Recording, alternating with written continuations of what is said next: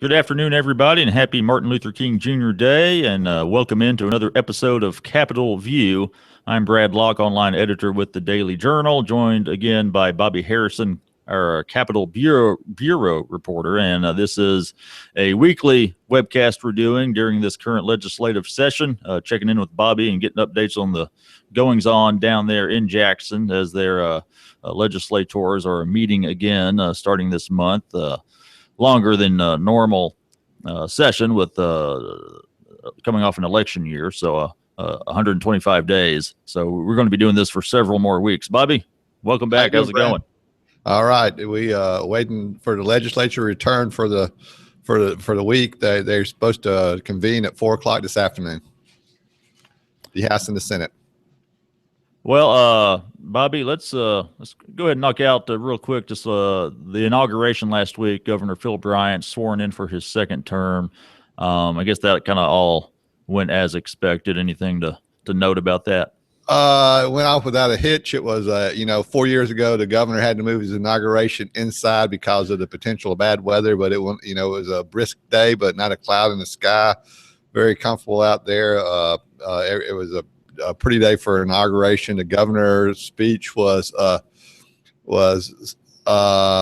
quite frankly, it was not inaugural speeches are not the time to be specific, and he was not in general. He wasn't very specific, but he touched on all his conservative philosophy was on social issues and physical issues permeated the speech.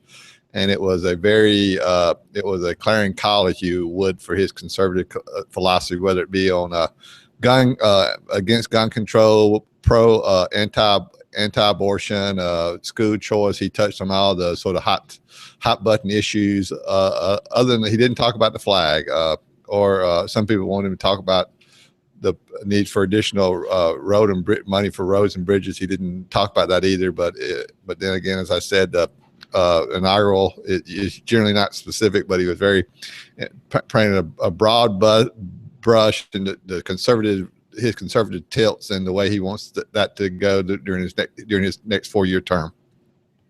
Bobby, a few things to talk about today. One of them is education funding. Of course, the Initiative 42, that was a big story last year, did not pass in November, but it's still an issue, still a concern. And the state superintendents recently met and kind of put together their goals, their priorities coming up.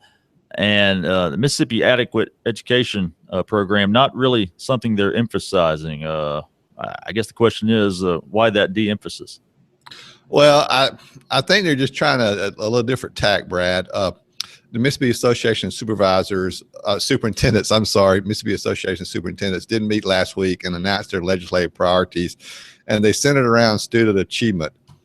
In the past, they have been so closely associated with the full funding of MAEP, the Mississippi Adequate Education Program, which is the mechanism used to provide state money to the local school districts for everything from teacher pay to turn on the lights in the morning to school buses to pretty much everything that entails running a school district.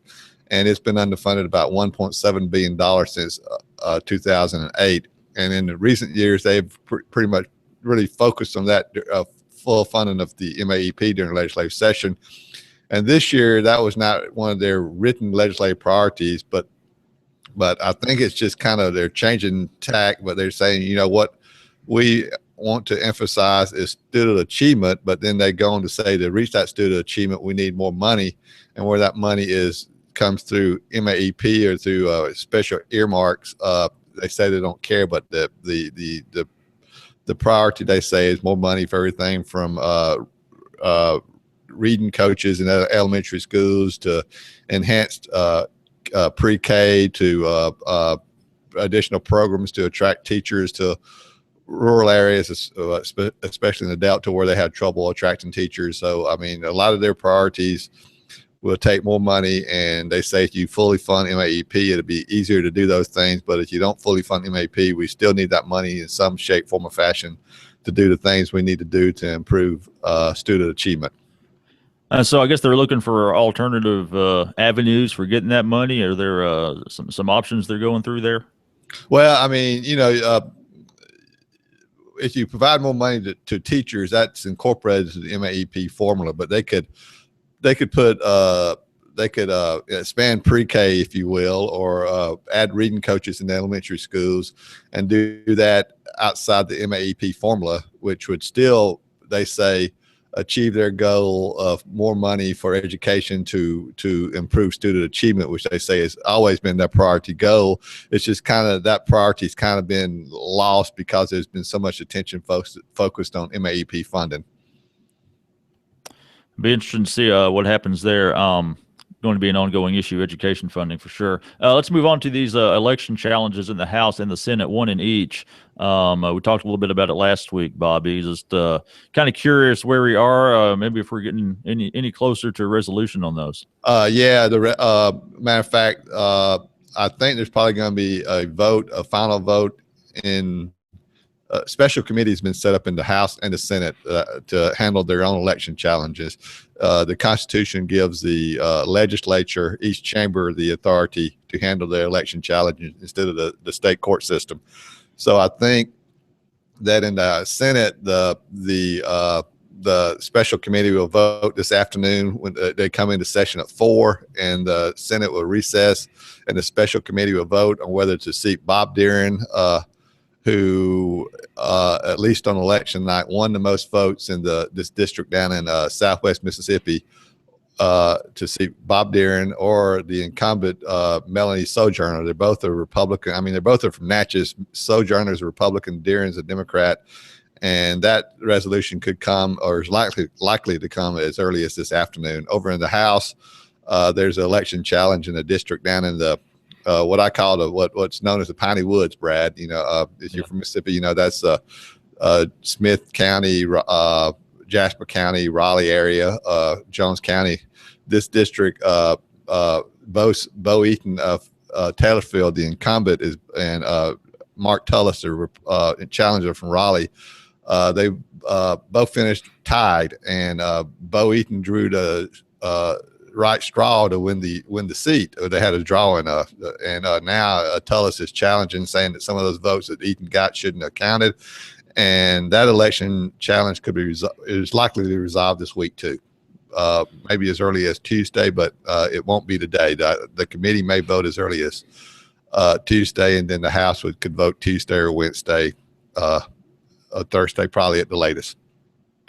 Every seat is important in the legislature, but how particularly important are these seats for the Democrats, especially, them being in the minority? Well, quite frankly, whether they seat Deeren, the Democrat, or Sojourner, the Republican, in the Senate, the Republicans are still going to have the quote supermajority, the 3/5 majority that makes it easier for them to pass revenue bills such as increasing or cutting taxes. Over in the House, if they seat Tullis, the Republican challenger, instead of Eaton, the Democratic incumbent, that would give them the 3/5 supermajority in the House. So from that standpoint, I guess the House election is a little bit more important, that challenge. But if they seat Deeren in the Senate, that would kind of be a shot in the arm for Democrats, because that means that they will have gone through the last election cycle and not lost any Senate seats. They started the election cycle with with Republicans having 32 seats and a 52-seat chamber. And if Deeren, the Democrat, is seated, then it would still be a 32-20 breakdown. All right, Bobby, let's move on to another topic that's been kind of a hot topic nationally.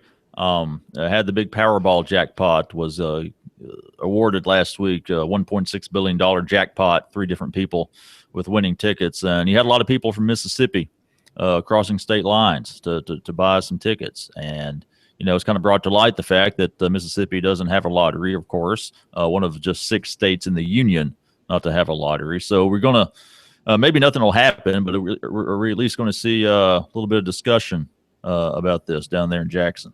Well, Brad, did you cross state lines? I did not, but someone did for me. Yeah. I guess you didn't win since you're back, but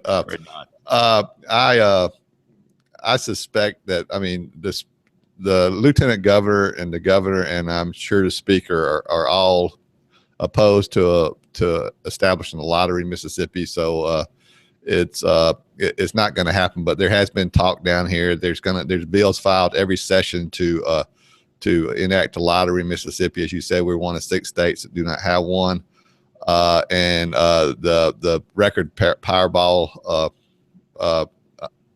payout this last week kind of added sort of a little momentum for that discussion. But in the end, there's not going to be. I'd be surprised if there's a lottery passed in Mississippi. You know, in prior to 92, our state constitution actually forbid the banned lotteries, but the voters approved a change to the Constitution in 92 to allow lotteries. But then after that, the votes couldn't be garnered in the legislature to actually enact the lottery, and it's been kind of an ongoing issue since then. Every session, there's Alice Clark, a Democrat from Jackson. She files a bill every session to enact the lottery, and other people do on an occasional basis. But there's not.